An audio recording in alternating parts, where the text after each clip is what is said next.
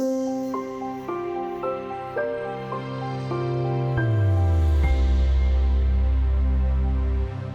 investing involves a degree of risk, and every one of us has a unique capacity for risk.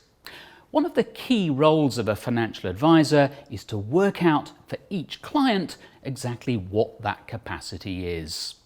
There are three main factors to consider. One is the risk that you are willing to take in the long term. How much am I willing to trade off risk and return of final outcomes? And then there's risk that you are able to take. And there's two flavors of that. One is the risk you are able to take financially, and that is risk capacity. And the other one is the risk that you are able to take emotionally, which is all about your composure levels and your ability to withstand the ups and downs. How much risk you are able to take is largely dependent on the stage of life you are at. So, for example, a young person with good earning potential has a relatively high capacity for risk.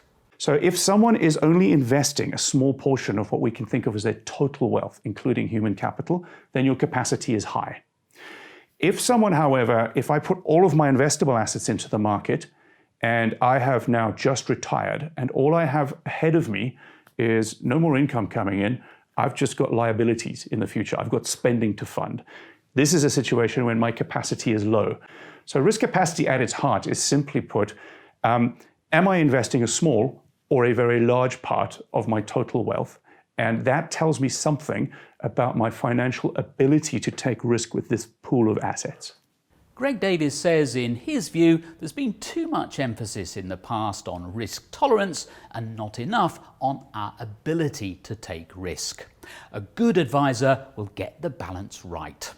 Now, if you're exceedingly wealthy, that isn't a problem because typically you have enough capacity to fund all your future expenditure without going broke.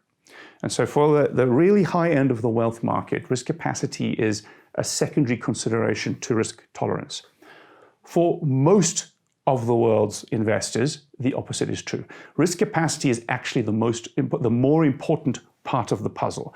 The risk you're able to take is far more important than the risk you are willing to take, because it is the financial fact that you might run out of money that is the constraining variable, not your ability to trade off risk and return emotionally in the long term. So if you haven't had your risk capacity properly assessed, you should speak to a financial advisor who knows how to do it. The older you are, the more important that becomes.